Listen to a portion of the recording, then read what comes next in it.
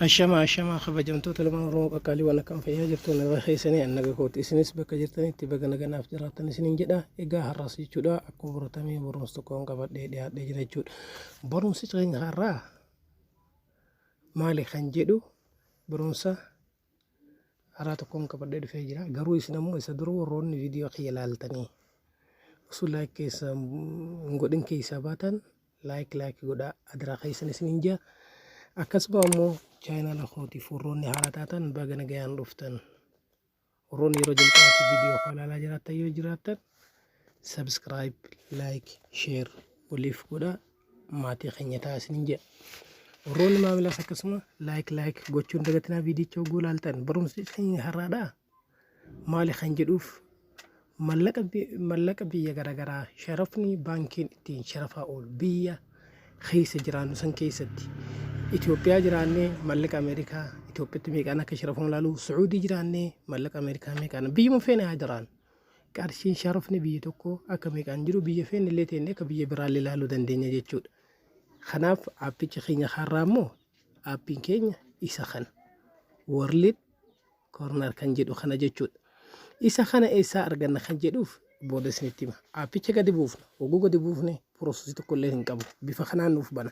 fakkeenyaaf oguunni bifa kanaan nuuf bane jechuudha gabaabumatti bifa kanaan nuuf bana oguu inni nuuf bane jedhe oguu keessa seedee jenne bifa kanaan nuuf bana nuti erga gadi buufnee jenneen booda haala kanaan oguu banne jechuudha nuti biyya filachuu qofatu nurraa eegama biyya filachuuf eessa to'idha jennaan gabaabaadha biyya filachuuf iddoo nuti to'idhu fakkeenyaaf isinitti agarsiisu biyya filachuu yoo barbaanne jechuudha fakkeenyaaf amma doolaara Ameerikaa tokko fakkeenyaaf wal jala dabarsuu yoo barbaade gara kanatti jijjiiruu yoo fedhe jechuudha amma doolaarri Ameerikaa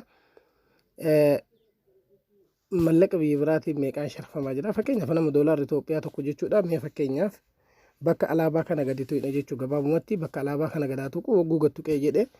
fakkeenyaaf amma ani mee Itoophiyaa keessatti meeqaan akka sharafamaa jiru ilaaluu yoo fedhe jechuudha fakkeenyaaf Itoophiyaan kunooti baakeedhee duuba deebi'a erga Itoophiyaa filadheen booda baakeedhee duuba deebi'a malee wanti biraa narraa hin eeggamu jechuudha isii filadhaa erga filadheen booda duuba deebi'a kanaaf jechuudha beeksisa sekendii 5 qofa exii dhoytanii keessaa baatu jechuudha kanaafuu haala kanaan oguu filadheetiin jedhee amma qarshiin Ameerikaa takka jechuudha doolaarri Ameerikaa tokko qarshii Itoophiyaa baankitti jechuudha kun hawaalaa osoo hin taane meeqaan sharafamaa jira qarshii 48 saantiba 70 takka birrii 48 qarshiin takkattiin خبيه برا لالو يوفيني أما بك على با أمريكا كان غتوينا ميك سعودي يوكا كويت كان متى حلالو كيسا كان كلو جلو جتشودا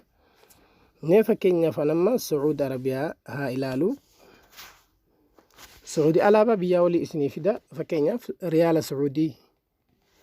يو لالو فدي جتشودا حالا خنا ريال سعودي توكو بانكي دان كشرف ما جرو قرشي كودا لما سانتيبا ساغالتامي سديت قرشي كودا لما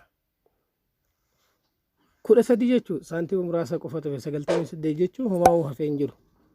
خان بيه فيتني أمس بيه برا كويتو مي فكينيا حلالو ككويتي حالا خنان جتشو دا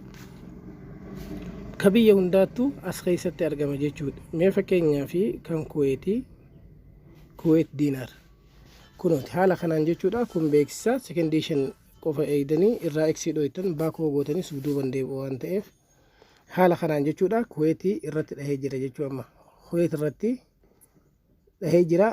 kan kuweet tokko ammoo baankiidhaan kan sharafamaa jiru qarshii 160 saantiba 85 birrii Itoophiyaatti ka kuweet gara Sacuudiitti too meeqaan sharafama jechuu yoo barbaanne fakkeenyaaf alaabaa Itoophiyaa tana gubbaa gattoyna Sacuudii filanna bakka Itoophiyaan jirtu kanatti alaabaa gubbaa gadi tuquudhaan jechuu Sacuudii yaa filannu fakkeenyaaf qarshiin kun beeksisa sekondeeshanii qofa irraa dhoyne jechuudha qarshiin kuweetii takka ta Sacuudii meeqa sharafaa jirti mee akkasitti haa ilaallu kan biyya feene laaluu dandeenya jechuudha. Kun wanti nu daangessu tokkollee waan hin jirreef. Fakkeenyaa fi tan Kuwait takkattiin qarshii Sacuudiidhaa riyaala Sacuudiidhaa jechuudha 12 taati. Kan biyya feene bifa kanaan laaluu dandeenya isiniin jedha.